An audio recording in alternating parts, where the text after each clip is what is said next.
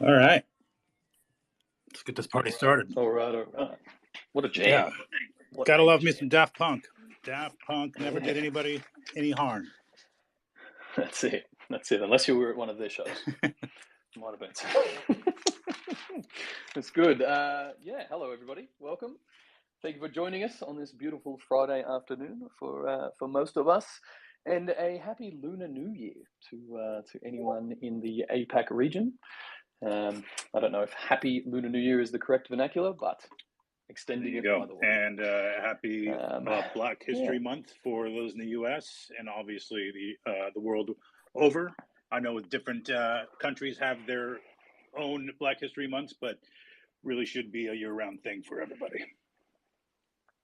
Yeah, absolutely. Those drops have obviously been received very well. And we have a couple more this weekend that we can dive into later. But obviously we have some hot topics in the fam this week, and we are going to try and keep this AMA pretty focused on those, just to get it all behind us. So without further ado, welcome Dan, welcome David. I think you guys are both here. Alex and Noah as well, obviously. Fantastic.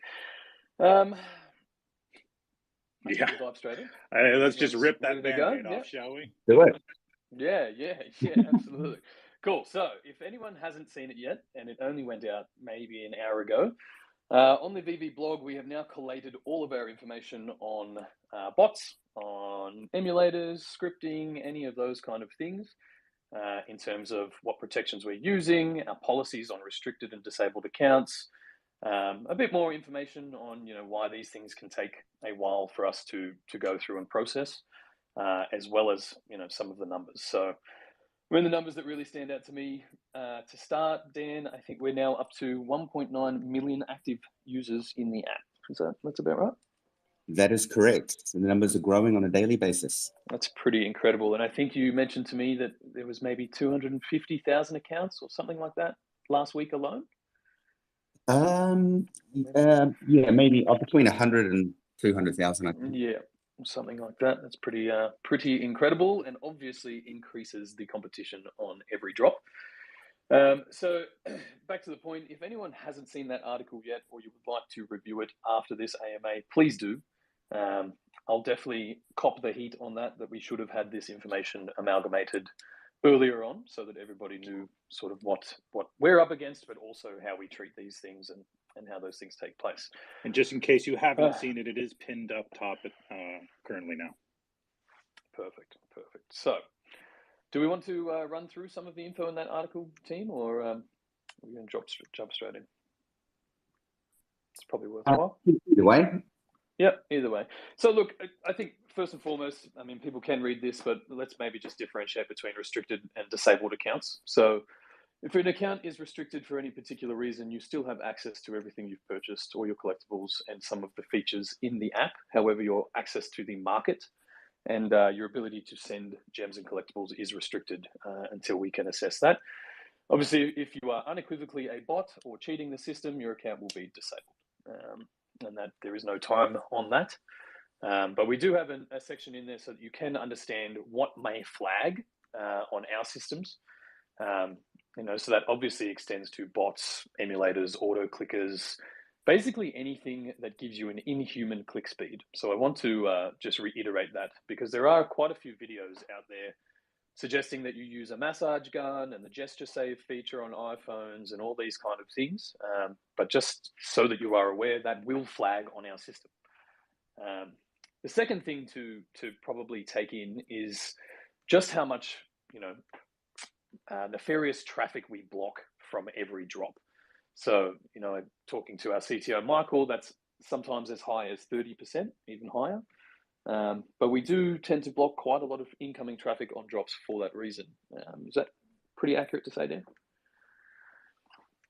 Yeah, definitely. There's obviously a lot of bot traffic going on, and our backend systems are detecting and flagging a lot of them.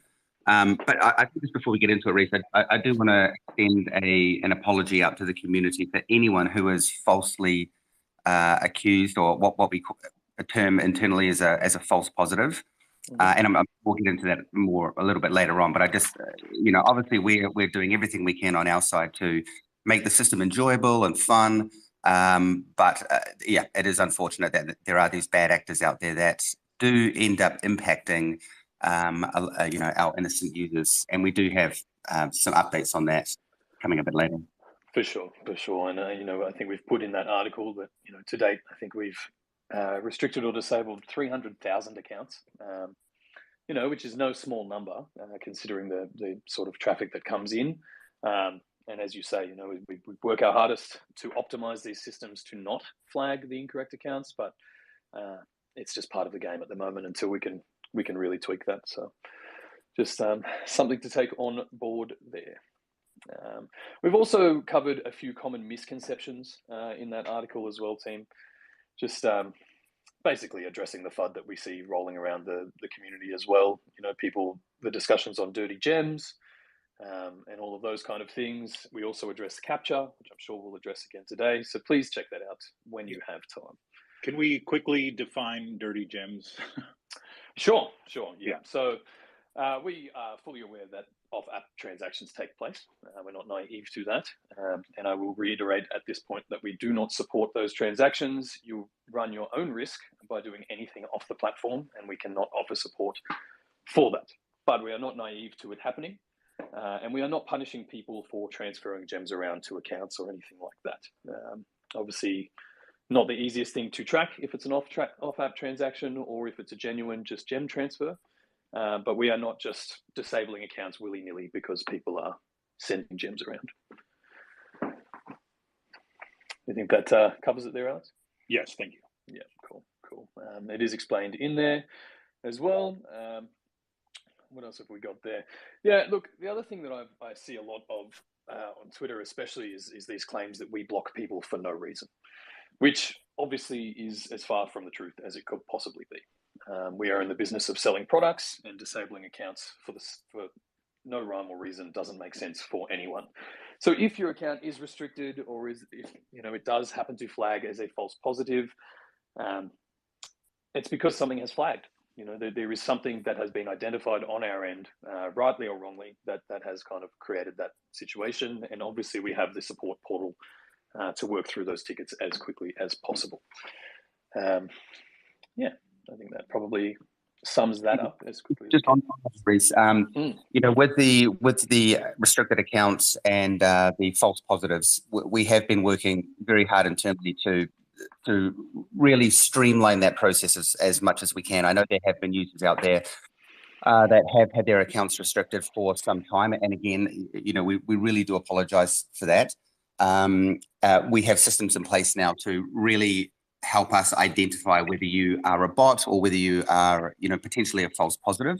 So we will, you can expect that if your account does end up getting flagged for whatever reason, that the wait times will be significantly shorter now to get your account back to normal. Yeah, yeah, and look, I think it's probably important to just mention, and I'm sure people, understand this, but when we do this wave of bot banning, and there are false positives, every bot account also then goes and creates scripts, sends us the same ticket 1,001 times. So dissecting the genuinely affected accounts from the scam accounts isn't a small feat. And obviously those things do create quite a bit of lead time in responding. But as you mentioned, Dan, we are forever refining this system to cut down on those wait times and the reasons. And on that, obviously, we do have a new drop model coming in, which will also help to stem some of this traffic. Do you want to just explain that again, Dan, for people who may not have heard it? Yeah. So as we've discussed in previous AMAs, we're moving to a waiting room type drop model. The current drop model has obviously been very fun and exciting up till now, but as we start to get so many more users and the competition becomes so much higher during the drop, we want to move to a system that's a little bit more fair.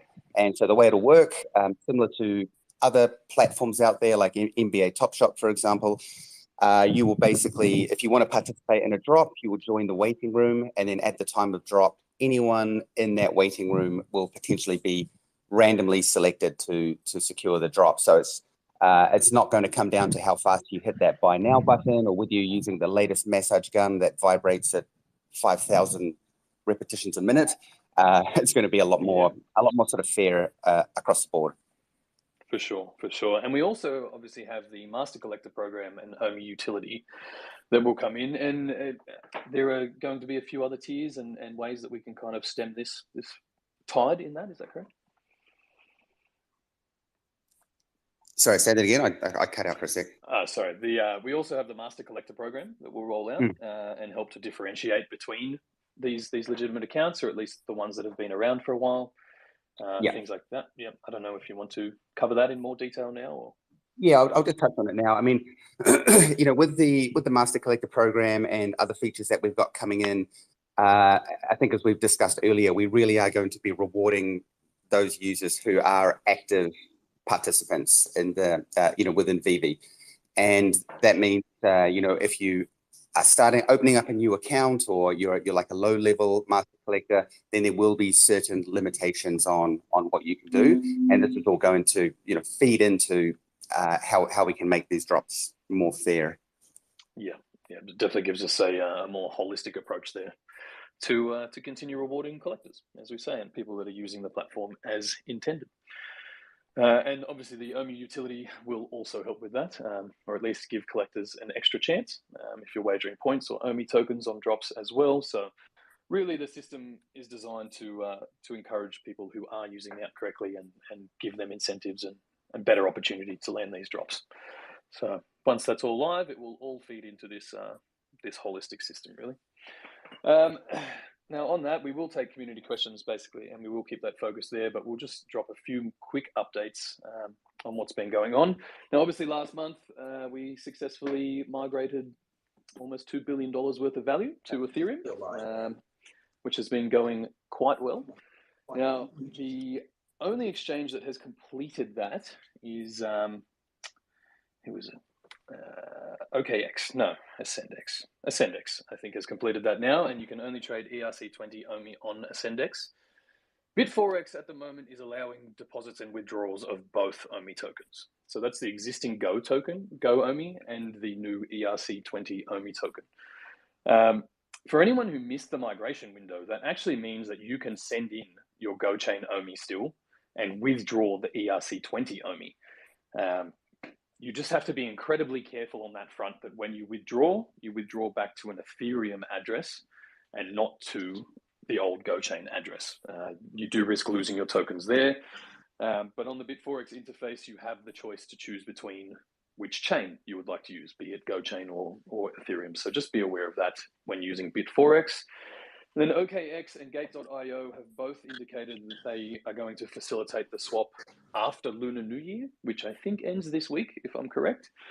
They have both disabled deposits, so you can no longer send tokens into the exchange, or OMI tokens at least.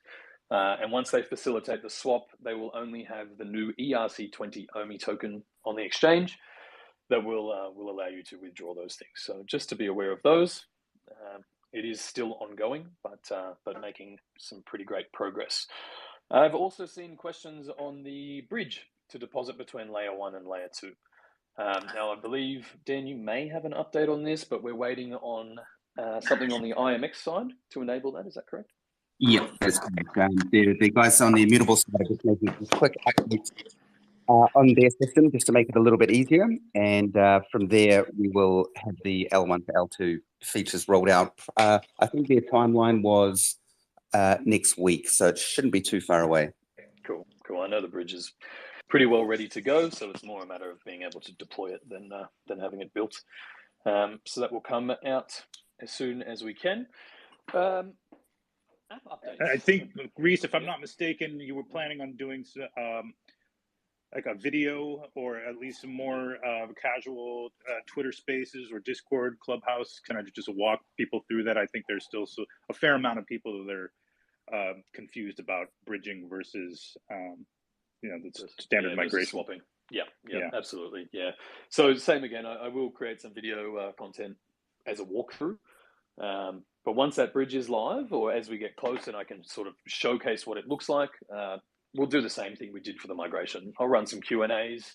We'll make sure everybody understands that and really just understands the difference between the OMI token type that they're holding, whether it's layer 1 or layer 2, and what you can do there. But once I have the go-ahead from IMX, we'll work towards that. Now, just quickly, Dan, I think there's a new app update coming out next week. Before we get into that, actually, Reese, sorry to interrupt you. We do have a special guest on stage and a first-time appearance here on our VeVe community updates. Mr. Al Khan, the legend. How are you, sir? Hey, I'm great. I'm great. Can you hear me? Okay. We've got you. Yeah, great. Well, thank you. This is so exciting. I mean, I am really delighted to be on this call, because I obviously I'm following these things, and I'm just really excited, and I think that this is going to be an incredible year for VeVe and for all the community that's involved. And I think I want to give a big shout out, because I've been following the progress on this thing, and I don't think anybody realizes how much effort, how much time, how much gravitas it takes to move the things that David and Dan are moving. I mean, I think there's some people have a tendency to look at things that are not necessarily 100%, but you have to look at the entirety. And I think we have to give a major thank you to David and Dan for all the work and all the things they've kind of come up against in regard to this particular situation. So I want to personally thank them, and I want to personally thank them for having me get involved. It's an amazing opportunity, and we're continuing to work together to bring more exciting opportunities to the community.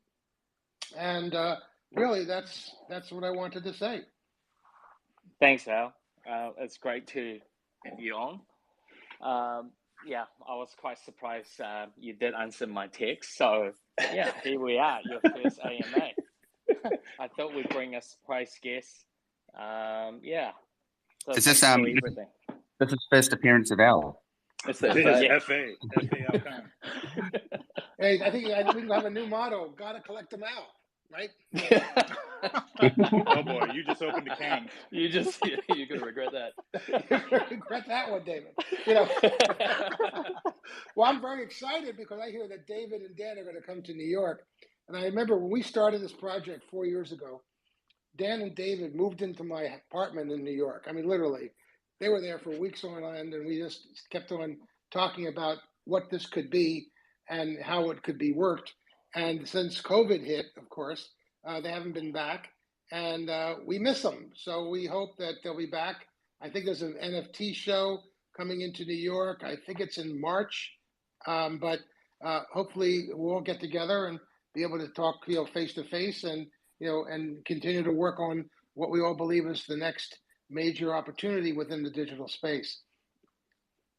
Yeah, thanks, Al. I think the show's a bit later down. I need to double check. Okay. It might not be June. March. Just back in it June? could be Okay. moved to June. Okay. Yeah, but we will try to be there earlier. Obviously, we got a lot of our partners in New York wants to see us. So yeah, it's been an amazing ride. And thank you for joining on your Friday late evening now. Okay. Yeah. So I think we probably want to carry on with our AMA as usual. Thanks, Al. I'm going to sign off. And again, thank you, community, for your support. Thank you, Al. Thanks. Thank you, Al. And obviously, if anyone isn't following Al yet, he has become the hype man on Twitter. You can find his profile and give him a follow as well. Try not to pester him, fam. Okay, we get enough. Yeah, no when questions. No when please. questions. Yeah. Okay. On that note, we have an app update coming out next week, Dan. I don't think it's anything major, but some showroom updates maybe. Oh, he's in the crowd, Mr. Dan. Oh, here we go. Sorry, he dropped down. I'll bring him back up. Rugged by Twitter. Also, team, there seems to be another Twitter update. I just updated before the spaces. So if anyone is getting disconnected consistently, maybe just update your app. You want to give him that question again, Reese? Yeah, Dan, you're up here and connected. Sorry, got dropped off for a second there. What was the question? No, that's all right. Just diving back into the quick updates, we have an app update coming next week. Right? Yes, we do. So a couple of main things. The first one is that, just referring back to the restricted accounts, one of the really important things is that if your account does get flagged or there's an issue with your account and you need to reach out to support, we need to be able to identify who you are. We get so many nefarious emails and tickets through support with people claiming that this is their account, etc. And we really need to know that you are the actual owner of this account. So for new users coming in, part of the onboarding process will be collecting more information, such as your first name, your last name, your date of birth, and that information must match what's on your government issued ID, in case there is a scenario where support needs to identify who you are so they can help you out. Now, within the app, there are under your personal details, there are some fields that you can update. For those that you can't update, if your details are incorrect at the moment, you can reach out to support. And I recommend everybody does this. I can hear Lucas saying now, I'm going to be inundated with tickets. I highly recommend that your account details are updated to match your passport or your government ID. So that'll be first name, last name, and date of birth. That is going to help us expedite any issues or any problems you have, because we can identify that you are you and that you are the owner of the account.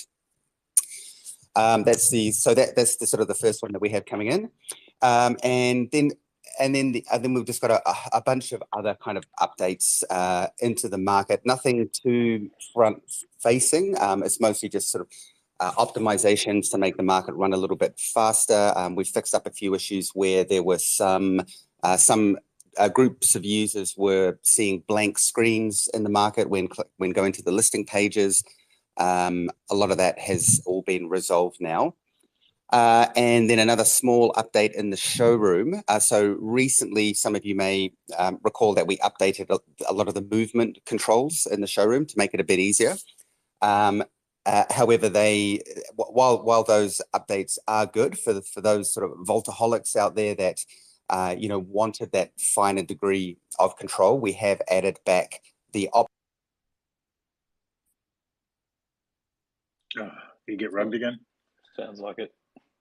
So basically what he was saying is we've added back some of the old controls, the up, down, and things like that. So Voltaholics rejoice. At least we have some of the finer, the finer tuning controls back in the app with this next update.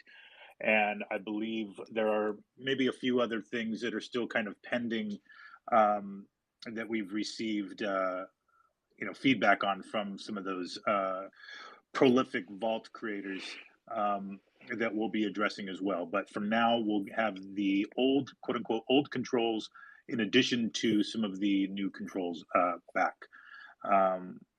So that should help out some creativity, because I do miss my seeing my intricate vaults from many a vaultaholic and others in the community. So quickly, I think he is still rugged, it sounds like. I think I just saw him in the crowd, maybe. Is he? Okay. Noah, can you help get Dan back up? And maybe I can ask David a question while we're waiting for him. So, David, we're really excited to release and drop Pili Fantasy this Sunday, which is really cool. It's a Taiwanese puppetry brand that has created specific digital collectibles for us for their 4 major characters for Pili Fantasy War of Dragons. Can you tell us a little bit about that deal and what that means for our support in the larger Asian market and further, localization? Yeah, so I think one of the major things we talked about last year and moving on to 2022 is the APEC region. So the Greater Asia, including the China market, and it's quite a key, vital, move for VeVe. We do currently have a lot of users already in China, but in proportion wise, it is still very small. So, my task this year is really about the localization in with the Chinese audience. And, domestically, they are already spending, if not in the billions in NFTs and purchasing, from the region that they're already in. And we really want to get some of that audience into VeVe and let them understand.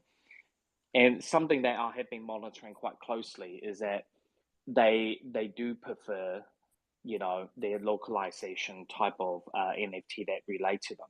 And we do have to keep in mind that, likes of Star Wars or Marvel or DC even, it's a very new flavor into the Asian market. So vice versa, what we wanted to do, and we always talked about, is how we can use VeVe as a platform and a way for cross-culture and getting the audience in. And rest assured, we do also have Japanese animation as a major category, which we talked about before, and we haven't shown you a lot. And this is the first footstep into it. Why we picked Pili? A couple things. They have a Netflix series that partnership with Netflix, which was on live before, and they just recently brought out a new movie a couple of days ago, and it received quite great gross domestic box office.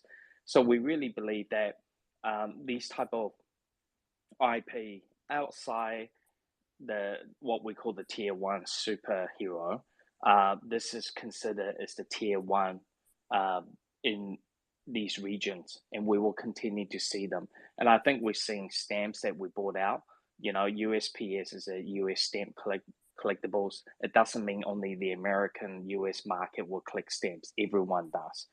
So the Pili Fantasy is also something that resonates with me. And I see my parents watched it when they're a kid, because back in the old days, puppetry is it's way of entertainment. And I think in the Western world, back in 40, 50 years ago, puppetry is already been around in the Greater Asia market. And I think some of us may grow up with, for example, Jim Henson's work from the Muppets, and so on, and Sesame Street. All these are puppetry type of entertainment. So I really do believe that they are very collectible. And by the way, so our audience understand, Pili Fantasy as a collectible in the greater Asia market is very, very, very sought after. Their puppetry does go up in the tens of thousands for the originals. One of 50 or one of 200 editions. They are very sought after collectible by high net worth entrepreneurs who goes out there and buy these. And they always release these very small limited number, and they wanted VeVe originally to release a very, very low mid number, which I took myself a long time to convince them that we really want to grow the global audience, and this is the first appearance, and we're bringing out 4 of their one of the many thousands, but the 4 of the most recognized characters, and I really do believe if we did bring out all the thousands of characters that they have produced, these would be definitely the key most sought after.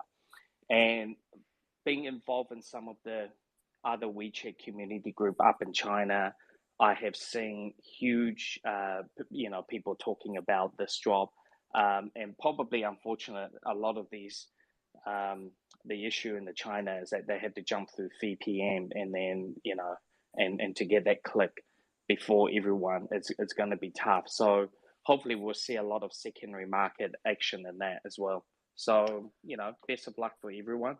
I think they're amazing, and Dan has been working on the model tirelessly to make it look perfect. So we'll let Dan to speak a little bit what he thought the figures are. Yeah, I am. Like you say, Dave, I think this is our first sort of step, or our first foray into anime and animation. I think I've mentioned on previous AMAs that I am a massive anime fan, so I am super excited to get this category kicked off. I think we've released the article, Alex, on Peely. Yep. The models are really cool. I mean, they're what we call chibi style, which is sort of the small, cute, big heads kind of look, and just very beautifully detailed model. So like Dave says, best of luck in the drop. Do either of you own a physical version of these, David, in your collection? Yeah, I mean, the physical is very, very hard to get. Well, Dan and myself, when we up in Taipei, we see them in the toy shops and the collectible stores everywhere throughout whole Asia, including Japan. Some of the biggest market for Peely will be actually just outside Taiwan, China, Southeast Asia, and Japan's quite big on it. So it is very hard to get their collectible. They only run their normal physical in the hundreds. They never ever wanted to produce mass quantity, and we glad that they for this first appearance that they have agreed that we will make this vintage run. Yeah, and they're going to look amazing when you have all 4 of them together. And then we do so everyone know we do have series 2 and 3 and 4. And man, I think I sent some series 2 image to Dan, and they look stunning. I mean, they are crazy good. So yeah, I mean, they're going to be a quite collectible piece. And it's a multi-year relationship with Peely. So, and once again, they had picked VeVe as their platform because they love the way how we engage in our community are. And just so everyone know, hundreds of Asian NFT minters or platform have approached them, and we were very, very lucky to have them on board in VeVe, and that's definitely a big tick for us. Yeah, absolutely. And sorry, Alex, that drops Sunday, 8 a.m. PT. And blind box available globally, I believe. Yes. Unlike some of the earlier sort of APAC targeted brands. Great stuff. And just quickly, we have another drop this weekend as well. Do you want to... Yes, DC CoverGirl Series 2, featuring Batgirl, Wonder Woman, Supergirl, and Harley Quinn. Artist renditions by Frank Cho and Joel Jones. These are really detailed models. They look amazing, and will be, a great addition to any showroom. And that the Harley Quinn one in particular, I think, is my favorite. It's just the detail and the exuberance in her face is pretty solid. So shout out Joel Jones. Absolutely, absolutely. That's awesome. People can keep an eye out for that, and good luck on the weekend. But on that note, let's jump back into this, and then we will take some questions. Now, after this AMA, guys, from a lot of community feedback, we've kind of discussed these update sections that we've been doing. I think we're going to move to a video format. So the team will probably just back and forth just to get the updates into one place. A lot of people still don't use Twitter. Or can't make these spaces and we'll listen back to them later. So we'll start to really utilize the VeVe YouTube channel for that. If you don't already follow it, go check it out. I'm pretty sure it's just YouTube/VeVe official. Alex, do you know the URL? Yeah, it's a little longer of a URL, but you can find it in the link in any of the link in bios. Yeah, perfect. So that way we can sort of cover the updates in an easily digestible format, so that when we do these AMAs and Q&As, we can really dive straight into the questions. And then on that, I think Alex, you and I will probably host one of these every 2 weeks, probably more targeted at new VeVe users coming into the community as well. And then we'll look to do a big team one sort of on the month or something like that when there are. Yeah, exactly. And I think we kind of planned on starting that this week, but the community was or the sentiment was running a little hot this week, so we kind of changed course and wanted to make sure that we got up here and addressed some of these ongoing concerns. I think before Dan got rugged, we were kind of talking about some of those app updates. I want to give him a chance to finish what else was going on there aside from the showroom controls. But just on the note of updating your personal details to match your government issued ID, I do want to touch quickly again. I know we talked about false positive, but there is kind of a groundswell of concern in the community that that there's a lot more quote unquote false positives than than we're letting on, or whatever the case is. But just to reiterate, false positives are maybe handfuls of people as opposed to hundreds of thousands. Is that, Dan, can you add a little more clarity there? Yeah, I mean, obviously there are some false positives, and like I mentioned earlier, we do apologise if you get caught up in the net, and we do have the new processes in place to really try to churn through and get those accounts unrestricted as fast as we can. But and as Reese mentioned earlier, it's really just making sure that you are using the app as intended, to make sure that you aren't getting flagged in any way. Yeah. So I see a lot of concerns like this could happen to anybody, and while theoretically possible, it's not like this a continuing wave of people getting banned for no reason. The false positives are few and far between. So it's usually with our systems and our security systems, basically doing some level of machine learning, there will be waves of restrictions, and sometimes one or two per wave will kind of sneak through.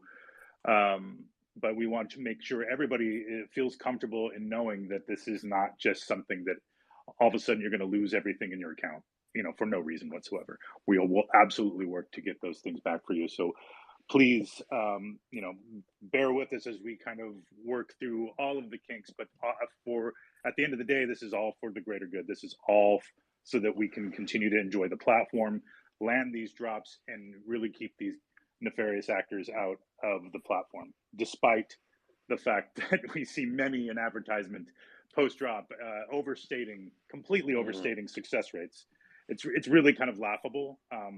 And the people, honestly, that think that for some reason all of these drops are going to bots are just, we implore you to please just kind of use your best judgment in reporting people, and then take a look at that article we just put out. It really is really quite informative, and you can see what the processes are without giving away all of the trade secrets, so that bots can adjust. It is really about identifying and correctly banning all of the individual bot protocols and accounts. So we appreciate your patience in all of this, but it is really going to be a matter of quick growth versus perception. Absolutely. And look, just on that, fam, I mean, we're asking for your help in this as well. In that article, we have now added a channel that you can post if you are aware of bot activity or have some sort of insights into anyone that is trying to cheat the system. There is now a reporting method that we can see that nobody else can, so that we can stay on top of that as well. Because at the end of the day, this is a community initiative. If people are buying things from bot sellers or supporting that kind of practice, then it makes it much harder for us to squash. So check out that article when you have the time, and we can take it from there. Yeah, in the Discord, sorry, quickly, just want to add that in the Discord, there is a new kind of one-way reporting system for bot reports. It is called the Bot Reports channel. It's under the kind of support category, and it's easy for you to submit some tips to us for anybody selling bots in a Discord, or touting success rates, etc., and that'll help us kind of narrow all of these down. Yeah. Now, just on that, and we'll probably reiterate this a few times, please don't send us suspicions. If we need some details to be able to do anything about it.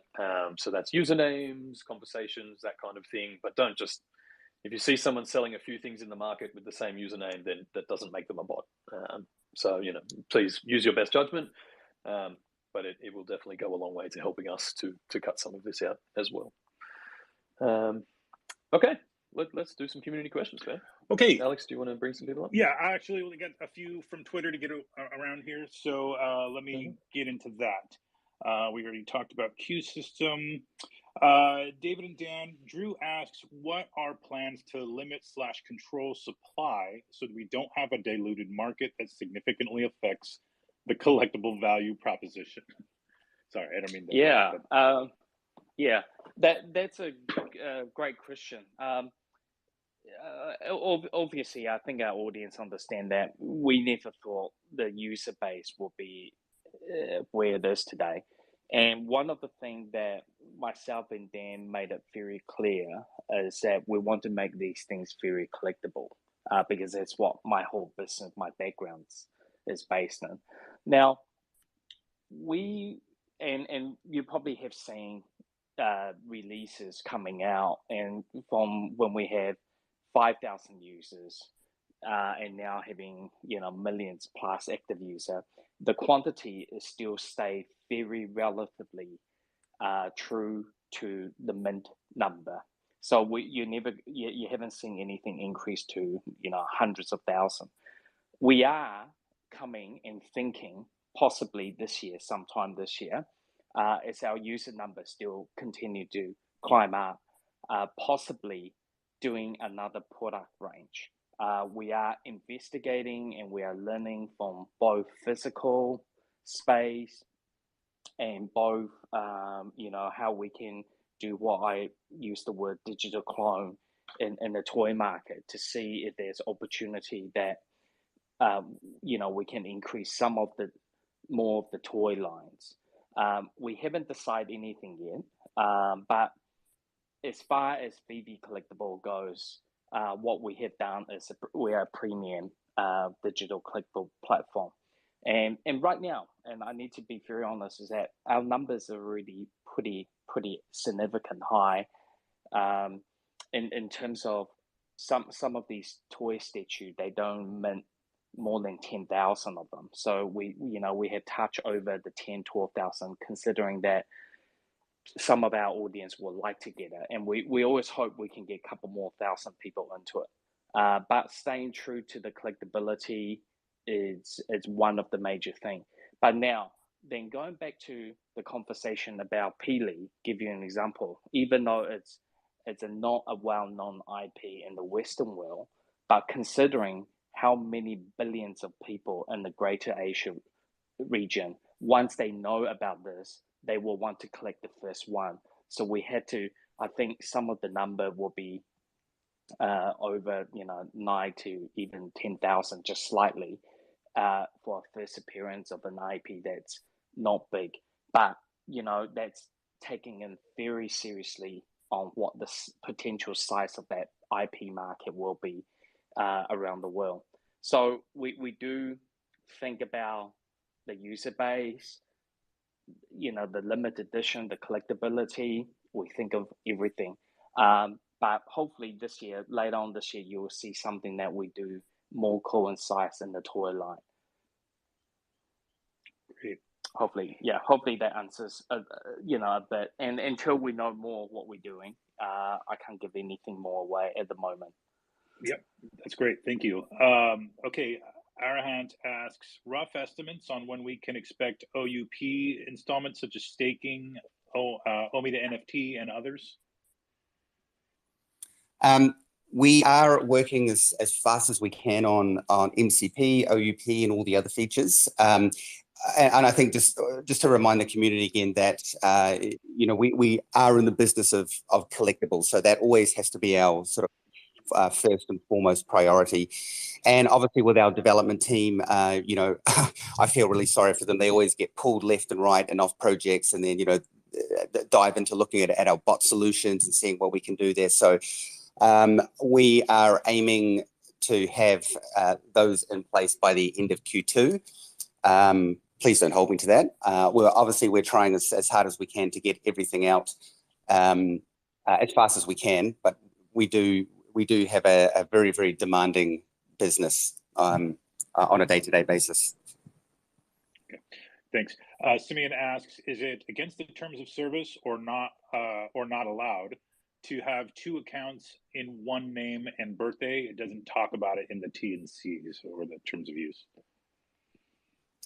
Yeah, right now we don't limit or prevent people from setting up multiple accounts. However, with all of the activity that's been happening with the bots and with restricted accounts, it would be my recommendation that you don't have multiple accounts, because it can start to become a bit tricky if one of those accounts does get restricted and we need to identify you. Yeah, I don't think we'll change that policy, but really just use your best judgment. If you've got multiple accounts, you're probably have got multiple devices going after the drops, which I completely understand. But yeah, we just need to keep in mind that we do have some fairly aggressive bot detection platforms now. So we need to just make sure you're safe on your side. Yeah, and I think related to that, there's a question that says, I sometimes transfer my collectibles to a second account, which serves as my holding account, so I never flip those. Is that, do we recommend that? Is that okay? Will those, would that second account get daily points for MCP, etc.? Like, what do we recommend people do in those cases? Because I know a lot of people that actually do that. Sorry, Alex, I missed the first part of the question there. So somebody has an additional account that they basically transfer collectibles to for holding, so that they don't flip them, or that they, they're just kind of out of sight, out of mind, but they're moving things between two accounts for whatever reason. Yeah, I mean, obviously there's no problem with that, but the MCP in particular is based off the number of collectibles that you own. So if you've got one main active account that you use for drops or use for buying and selling or whatever, if that account doesn't have any collectibles in it, then you're obviously not going to get the benefits of the Master Collector program. And this also sort of circles back what I was saying before, that when the MCP rolls out, it really is going to help reinforce that if you're an active user in the community, you've got a lot of collectibles, comic sets, you will get some benefit or advantage from that. So it would be my recommendation that you have everything in one account so you can maximize those benefits. Okay, great. Great, thank you. And then just staying on theme, because I know we wanted to hit this from as many angles as possible today, but Panda asks, can we expect to implement any account ratings so we can skip over bots and quote unquote bots in the marketplace? What about deducting MCP points if someone buys from a bad account to discourage users from buying bots? Or I think the general sentiment here is that can we get some kind of user verification or seller ratings essentially in the market to help people discern between nefarious actors and actual users? Yeah, absolutely, and that also ties into the MCP. Obviously, you're going to have a level, you're going to have a rank, and if you see an account that's maybe got one collectible, not saying that that's necessarily a bot, because there are a lot of new users coming into the platform that may only have one collectible in their profile. The MCP will help you to be able to see, this is a high-level user, they're a high-rank user, they've done a lot of trades. So that will all be kind of part and parcel with the MCP. Okay, great. One more here, and then we'll go bring some people up on stage. When comics in showrooms? The first win. The first one. The first yeah, win. That is coming along. We, like I said before, our poor development team does have to jump around on a lot of different things. And I think we've just got one last thing to do on the actual look of the comics, like how they're going to look in the showroom. And once that's done, we'll be able to get that feature rolled out. Okay, perfect. All right. Looks like did we get Brian up on stage? Yeah, Brian, sorry. Brian, what's up? Don't worry, I get Brian a lot. Yeah, I just had a quick one for you guys. Just in terms of the market and MTL and OMI to NFT, I was just curious as to what you guys were thinking. What would come first, MTL or the OMI to NFT functionality? The first one that is already in production is the MTL or the payout. So we have beta testers in there using it now. We've had a number of successful payouts already. And then from next week, we're going to be bringing on a wider group of beta testers. I think I've explained before that we just need to be very careful with this MTL payout feature. Obviously, we're trying to be as global as possible, and when we're dealing with any kind of monetary value, we just need to make sure that everything's working. Both on the legal side, we as a company have to go through a significant amount of compliance, and poor David has been slaving away on that to make sure that we have our T's crossed and I's dotted. So that'll be the first one coming out, and then OMI to NFT will be rolled out as part of the OUP later in the year. Great. Right on. Cool. Thank you, guys. Appreciate it. Yeah. Thanks, Brian. Is it windy in your apartment, Dan, or what's going on over there? Oh, sorry. Yeah. Let's ask the same question. My bad. Right. Okay. How spicy do we want to get here for the last 10 minutes or so? Let's get it three level chilies. 3 level chilies out of 4? Yeah, go for it. Okay. All right, let's get one more from Twitter, and then I'll bring somebody else up on stage. How many collectibles have been permanently locked?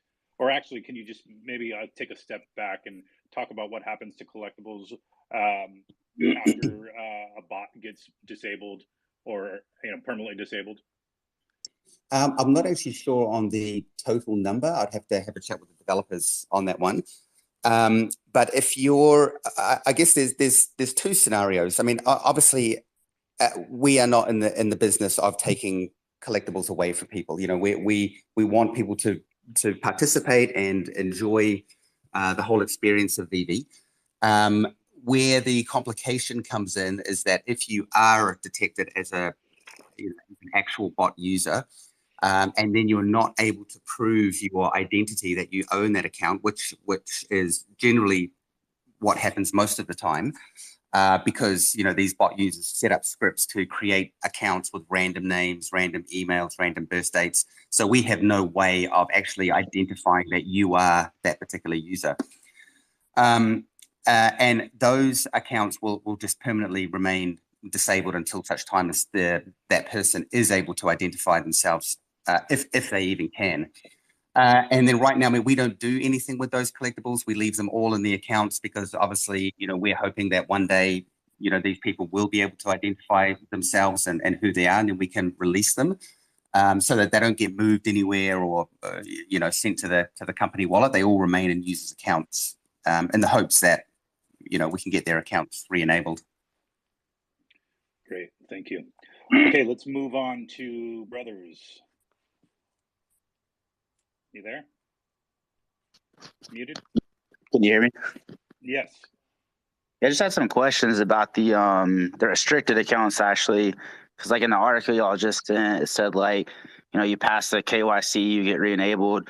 There's a lot of accounts we know of that are restricted. They've even passed KYC, but they can't sell or transfer their assets. So then they kind of raises the question like, well, do we even own these assets if we can't sell them, we can't transfer them? So that was a lot of questions I think the community has right now. Yeah, thanks for the question. We are going through now, and if anyone has passed KYC or you've proven your identities to support, the priority for the support team now is going through and making sure that those accounts get unrestricted. So as I mentioned earlier, we've got some new practices and new policies in place now that really are helping us to identify people who are restricted that shouldn't be restricted. And we're working very hard to get those accounts back to normal. So over the next sort of week or so, if your account has been restricted, you can expect that that's more than likely going to revert back to normal. And if any more information is required from the support team, then they will be reaching out to you. Okay, appreciate it. Thank you. Let's see quickly. I get this question a lot because I think there is, I think people are looking for any way to kind of help their chances in getting drops. With the number of users on the platform now, we're seeing the allocated error or the sellout error essentially like upon, 12 or 8 a.m. and, on the dot, right? So a lot of the questions that I get is why don't we limit collectibles to one per person? Because there is the whole notion of people that get things on the rebound, the quote unquote rebound or the second chance buy, or that somehow bots are getting more than one at a time per account. Can you just talk about that a little bit and shed some light? Yeah, absolutely. So we do limit the number of collectibles per drop and per user account. I mean, in the scenario of bots, they may have multiple accounts and then they transfer all of the collectibles that they do manage to get back to one sort of master account. And we have become extremely good at detecting that activity, and then we disable those accounts. So yeah, I just want to reassure the community that there are limitations on the number of collectibles that users can buy. It's normally a bit higher for commons, but when we get down to the the lower rarities, they generally are restricted to one collectible per account. Great, thank you very much. Let's go ahead and bring up one other person off the audience, and I'll ask a question from Twitter in the meantime. What will come first, MTL or OMI to NFT? I think we just answered that one, didn't we? MTL. MTL. There you go. Yeah, perfect. Okay. Minnesota. Hey there, guys. Just wanted to quickly say Happy Lunar New Year to everyone that's celebrating. My question is very curious about the Asian market and folks who are on VeVe, the VeVe app from Asia. So what % of total users would you say is from Asia? Thanks. Right now, the percentage is, Dave, correct me if I'm wrong, it's around 10%, I believe. Yeah, I mean, there are some, we don't really just count Asia as Asia. We do the whole APAC region. Then Australia is definitely top 5. If we count that as APAC, and Singapore's up there, same as Hong Kong, Taiwan is high up there as well. So I think it's definitely more than 10. They are all, there's about 5 or 6 countries that's on the top 30 list. But yeah, possibly a little bit more than 10, but definitely between the 10 to 20. So we've got a huge growth to, will happen in this region. Yeah, and this is one of the reasons that we are starting to roll out these more region-specific IP, such as Pili Fantasy, to just to grow to a wider audience, and have sort of better offerings on a global basis. Nice. One question I get a fair bit, and it's from our Australian compatriots, is have we considered moving the drop time? Now, I know obviously we have quite a lot more drops now, and we are running the 8 and 12 p.m. sort of slots. Are we looking to permanently move that 8 a.m. drop time, or are we just going to continue to have drops at different times during the day? Yeah, this is something Alex and I talk about quite a lot. It's quite difficult when we have such a big global audience across so many different time zones, to find that, that one spot that is, fits everyone. We have been considering moving to the 12 p.m. PST because that is a little bit better for some regions. However, the downside is if we move it, then other regions are going to get affected. So, we have considered this quite carefully. We've discussed doing regional drops, but it can potentially get a little bit unfair. Let's say, for example, if we open up a drop to like Australia only or the APAC region only, then obviously everyone else kind of misses out. So yeah, we are very aware and cognizant of that. The drop times aren't the best for some people. Hey, I hate getting up at 5 a.m. New Zealand as well. But it is a bit of a difficult challenge at the moment. For sure. Maybe in that same vein then, I remember the good old days when people used to ask when more drops. And it feels like we're dropping something every day now. Do you foresee us getting to a point where we're dropping something every day or multiple collectibles every day?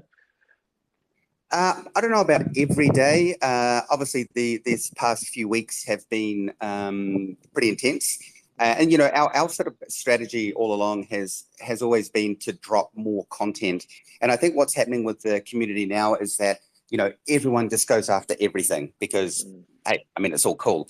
But as we start to bring in more IPs, what David and I anticipate is that people will really just start to chase the IP they want. Like maybe you are fully into Marvel and everything they do, or maybe you're more into the artist side of things. So that's really the strategy around it, that we allow people to sort of choose the category or the pathway that they want to follow in terms of their collecting. Perfect. Alex, you want to bring a few more up, or how are we doing for time, gents? I think we had we were going to try to go the hour. Dan, how is your time looking? I know David had some calls that he has to jump on. How are we doing with you? Yeah, I also have some calls, but I can probably do another 10 minutes. Okay, perfect. So let's move to Marcus Brown, and then we'll go on to some just quick housekeeping stuff with maybe 1 or 2 more questions, and then we'll wrap it up. Marcus Brown, how are you? How are you guys? I appreciate everything you guys are doing. And this question may be redundant, and I apologize for even asking this at this point.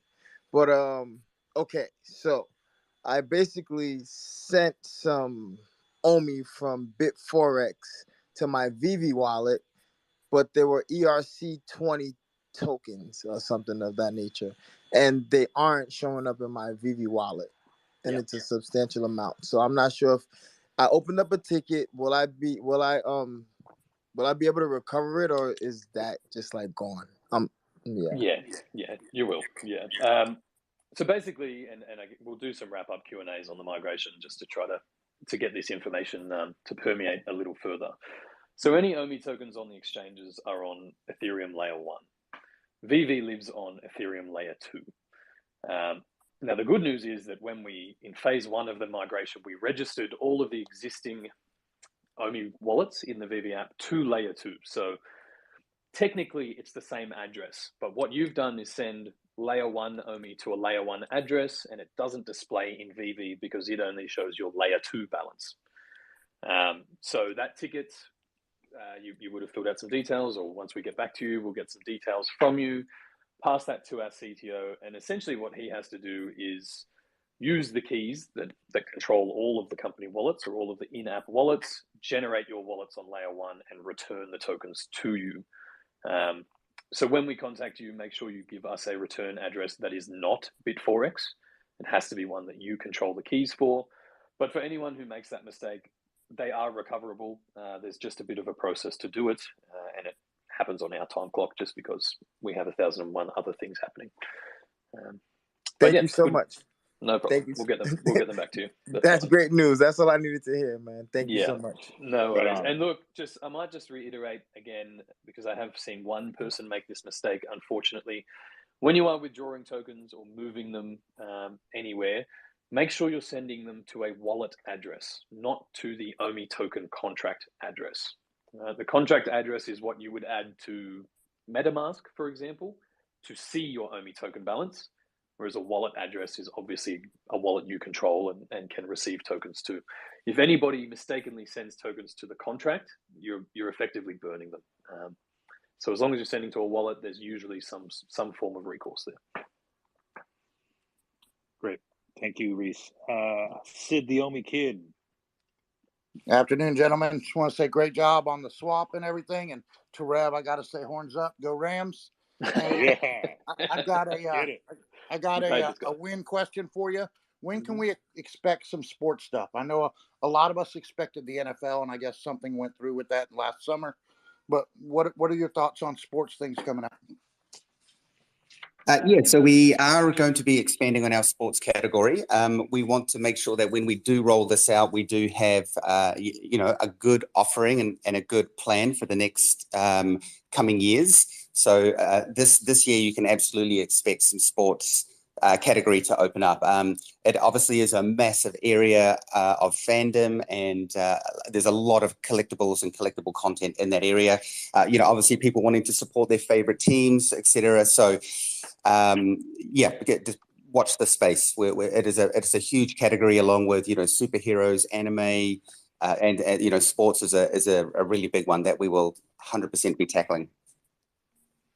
Speaking of categories, what is the next category? Thank you, sir. Have we? I think we've mentioned maybe the next big category that we're expecting to roll out, Dan. I think Dave touched on it earlier that one of the areas that we do want to look into start expanding is the anime side of things. Obviously starting with Pili Fantasy, and then hopefully I really want to get all my favorite anime characters in there as well. So Dave's doing his best to get those deals across the line. Let the speculation begin. I know. I was very careful about what I was saying there. All right, homie. Hey, homie VeVe team. Thanks for your time as always. My question kind of has to do with the new raffle system coming. So I was wondering, like, what would be stopping somebody from buying, like, just like 100 phones and making 100 accounts and just entering the raffle? They're getting like 100 raffle tickets. So I kind of want to know, if there'd be some type of KYC to stop that, or is this something else that we kind of got to deal with too, or? Yeah, I mean, if someone has got 100 phones or 100 accounts, it's more than likely that they're a botter of some sort. And then obviously we've got our systems on our side to detect that and flag or get those accounts restricted or disabled. And yeah, just to touch on KYC, because I know it is something that comes up in the community. I mean, we will be introducing some form of KYC later down the line, but the real challenge right now, and I think Reese articulated this quite well in the article that he put out yesterday, is that people in the crypto space, they understand KYC, they understand it's a necessity. You sign up to an exchange, anything like that, to go beyond a certain level, you have to KYC. However, VeVe is a mass market product for collectors, and it is a very big deterrent if you come into the app and during the sign up you have to provide all this kind of information. It really is a big blocker to use the sign up. So we want to make sure that that's easy. However, as I mentioned, we will be looking at some form of layering, as in new accounts can only do a certain number of features, or maybe a certain amount of value, or a certain number of drops. And that also ties in heavily with the MCP as well. So, I think one of the big advantages with the MCP is that it really is going to help users who are, very avid collectors within VeVe, and really allow us to sort of filter out these other nefarious actors. Okay, so yeah, it sounds good. I appreciate that answer. I kind of got like 1 or 2 more questions. Is there any possible news or like timeframes or anything regarding like a new OMI exchange listing, or also listing NFTs on Immutable X? Well, we can't obviously talk about any new exchange listings per se, but as everyone, as most people on the space know, now that we have moved to ERC20, which is obviously a far more ubiquitous token, that does open us up to be listed on a significantly more wider range of exchanges. So part of our strategy this year is, of course, to continue our exchange growth. And now that we are on ERC20, we can really start to push play on that side of things. Awesome. Right. Funky Monkey. Hey, hello. Love what you're doing. Big fan. My question, are you going to have a public API for us all to build the most fantastic analytics applications and collectors apps on? Very much a requested feature from the community. We will eventually. However, one of the things that we really need to set up a whole range of new services, because I imagine that API will get hit a lot if we open it up to the public. So we just need to make sure that on our backend systems, that we can basically handle all of that load. Right now we're very much focused on keeping the app fully functional. And we've obviously got a lot of different developments going on.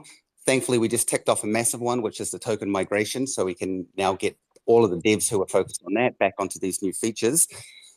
So yeah, a public API is more than likely coming. But as I say, we do need to do quite a bit of get up on our side to make sure that that is going to be a reliable service that isn't affecting anything we're doing on our side. And to be honest with you, I'm actually quite excited to see what the community is going to do with the API. Okay, thanks. Looking forward to it. Thank you. Excellent. Okay, let's move on now to Des. Yeah, Alex, I can probably do one more question. Alex, okay, great. Bounce, unfortunately. Yep, we'll do this. Hey guys. Des? Yeah. Hey guys. Hey. So, question to Dan mostly. Do you guys know of any, like I heard David talk about, the grading of comics. So do you guys know of any like agency that's being created for the digital assets? Or are you guys preparing for like the future of, like a grading agency? Like, what's your guys' idea for the future of like the collecting and like separating the assets from, one another besides like the mints? Are you referring to like the grading level, like in the physical world of comics? Yeah. Like, do you guys see any of that in the future? Because like I'm trying to see like, because it's so new, like, and I see that low mints are valuable. We also get rarity points toward. So I started strategizing and also collected towards that way. So now I have like sets that have matching mints, and I try to like think ahead. So those people like back in the days that didn't care about the comics that collected the physicals, now those people are reaping the rewards that actually cared about it.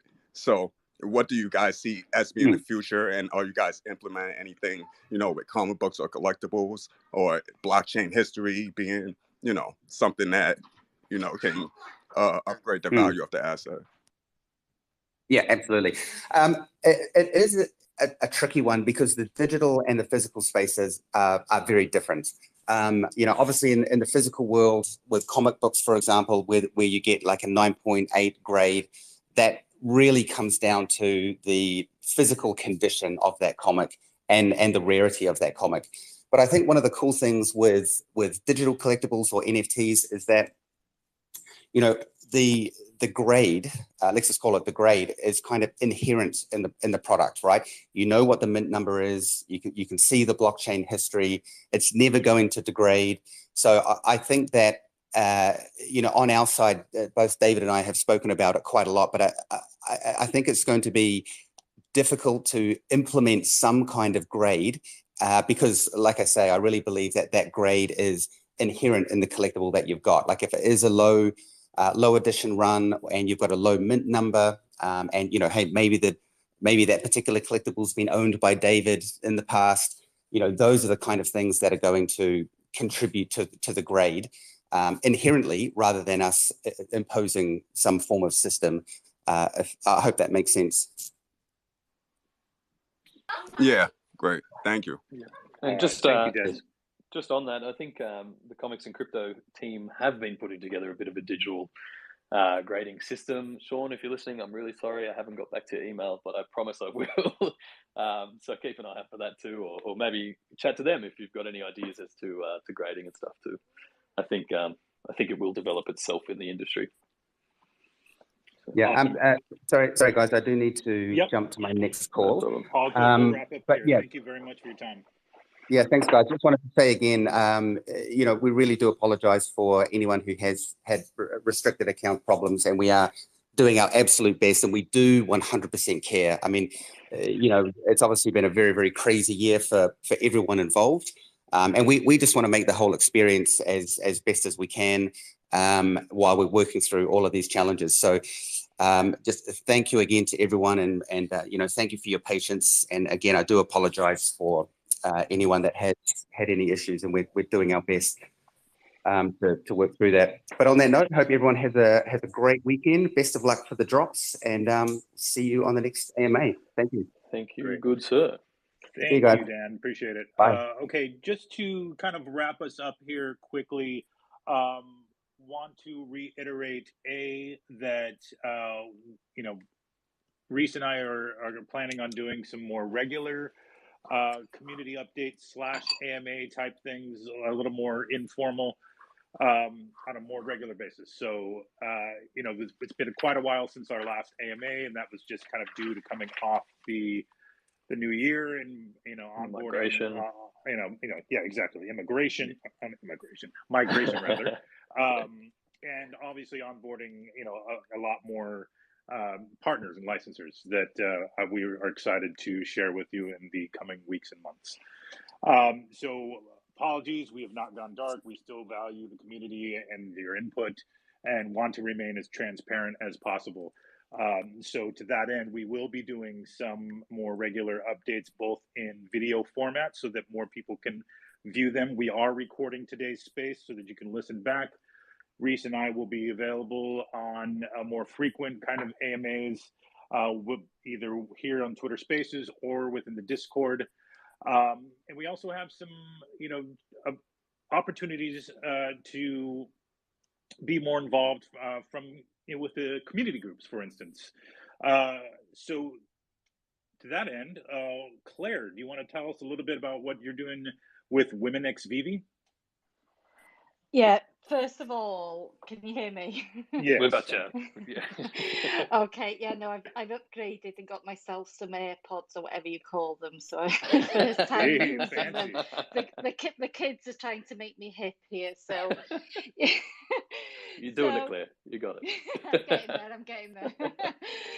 But yeah, just really, first of all, just want to thank VeVe for all the support that they've done in, first of all, making a women channel for us within the Discord, and we want to grow the channel, and we know that there are many women within the community, and sometimes it's not easy for us all to be able to communicate with each other in a safe space because it is a male dominated environment.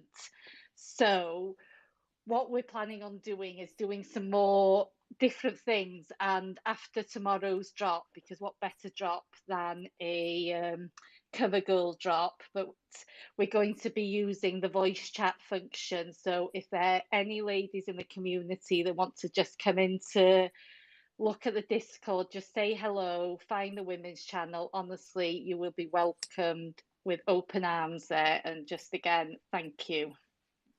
Awesome. Thank you, Claire. And, the Women X VeVe continue to put out amazing content both on YouTube and within the Discord channel. So if you were at all timid about kind of getting involved in the discussion, know that there is a group, waiting for you with open arms. And that said, I just want to quickly touch on a couple other things. I know that we didn't cover a lot of kind of the big ticket roadmap stuff here. We really wanted to focus on bots and restricted accounts just because of the groundswell of, be it FUD or a concern or, just general nervousness about how we're approaching this. So, MTL, obviously, we're continuing to work towards. We mentioned it a little bit earlier. That is not kind of an open-ended thing. It is really just kind of based on regulatory approval and AML type things. We have moved to the next phase of beta testing. We've opened that up to a few more people so that we can continue testing. So we expect to make strides in getting that available to the phased approach that we had mentioned earlier with smaller groups at a time, so for people to start kind of testing the cash out function. Otherwise, what is the other big ticket item, Reese, that we wanted to touch on just before we wrap things up here? I think that's it from me. Have you got anything else there you want to cover? Yeah, other than that, I will look to do a bit of a post-migration Q&A or even just a video to run through some of those items. So keep an eye out for that. And otherwise, as we kind of mentioned at the top, please read through that bot article if you haven't seen it yet. If you see anyone screaming bots on Twitter, please just drop that link for me. That's all I'm going to do from now on. And it honestly, it's good timing, but it should have been documented. It should have been done. That's on us. Yeah. And we can't assume that people have been here for multiple AMAs to hear us talk about it. Like people are maybe don't have the time to join us or don't look back at the history of our tweets, and we talk about these things and address the concerns. But I definitely want to make sure that we are being as transparent as possible moving forward. That said, we are also working on an all-encompassing kind of glossary, if you will, or of the addition type tags designations. So FAFE, like what those mean, why certain things have them and others don't. I know there's always a question about when one does come out, then why something else doesn't have it, etc. We're trying to clean all of that up because we do know there have been some inconsistencies. So that's in the works. Otherwise, let's reconvene in another week or two. As Reese mentioned, he will have some content, further content about the migration, and we're always available in the Discord. There is that bot report channel now live in the Discord. So if you see some nefarious, the word of the day, activity, please do report it to us, and we take all of those reports seriously. So I appreciate everybody taking the time to join us today. This session has been recorded, so if you missed any of it, you can listen back to it. And we also will put out our standard Twitter recap. For sure. And that'll do it. Yep, that's it from me, fam. Really appreciate you all. Thank you for sticking with us while we work through these systems. And as Alex mentioned, we will continue to work on our communication on all fronts. Yes, indeed. Quickly, just wanted to bring up, aside from the 2 drops this weekend, Cover Girls and Pilly Fantasy, we do have 3 comics next week in the same theme, celebrating Black characters. Some FAs will be there. And I think you will really dig the releases. So 3 comics next week, and more info on that as we get closer. The end of February is looking pretty spicy, y'all. So, super spicy. super spicy. It's going to be fun. I will talk to you later. Thank you, everybody, for joining thanks, us. man. Catch you Appreciate soon. it.